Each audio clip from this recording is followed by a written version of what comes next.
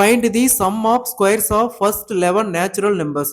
அதாவது முதல் 11 இயல் எண்களின் வர்க்க மூலத்தின் கூடுதல் கண்டுபிடிக்கிறாங்க.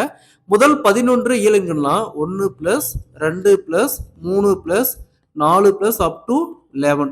வர்க்க மூலம் squares 1 square 2 square 3 square 4 square up to 11 square. இந்த வேல்யூஸ் எல்லாம் ஸ்கொயர் பண்ணி அதோடைய கூடுதல்னு கேட்குறாங்க. இந்த மாடல் சம் கேட்டாங்க. இதுக்கு ஒரு ஃபார்முலா இருக்கு.